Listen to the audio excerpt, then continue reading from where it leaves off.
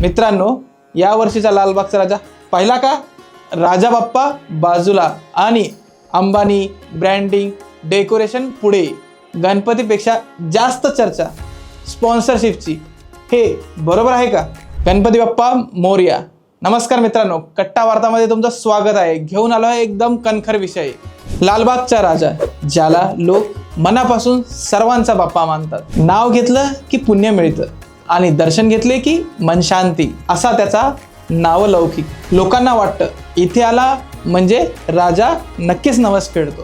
पण खरी गोष्ट काय? आज राजाचं नाव मोठं झालं, पण त्याचं दर्शन कमी आणि कॉर्पोरेट ब्रँडिंग जास्त. पूर्वी नवसाचे दर्शन 4-5 तासात मिळत, पण आज कधी 2 तास तर कधी 30 तास. लालबागचा राजा हा भक्तांसाठी आहे की फक्त VVIP साठी? मंडपात जितका देवाचा भाव दिसतो त्यापेक्षा दुप्पट अंबानीच्या गोल्ड स्पॉन्सरशिप आणि फ्लेक्स बोर्डचा भाव दिसतो. सामान्य भक्त दर्शनासाठी धक्काबुक्की खातात, लहान मुलं रडतायत, वृद्ध थकून बसतायत आणि दुसरीकडे VIP लाईन सरळ देवाच्या दारात. इतकंच नाही, प्रसाद घ्यायलाही लोकांना ढकलाढकली आणि तासनतासांची वाट, आणि त्या प्रसादाच्या पॅकेटवर सुद्धा कंपनीचं नाव चमकतं. जणू प्रसादापेक्षा जाहिरात महत्वाची. लालबागच्या राजाला लोकांनी नवसाचा राजा म्हटलं, पण आता तो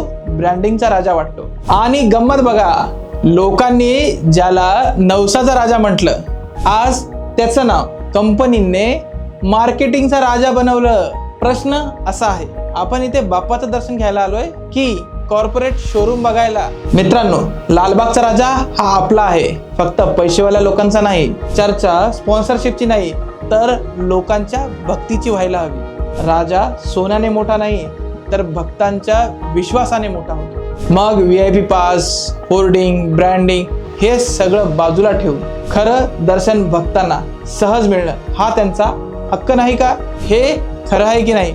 तुम्ही कमेंटमध्ये नक्की कळवा. कट्टा वार्ता, जिथे तुमचे विचार मांडले जातात.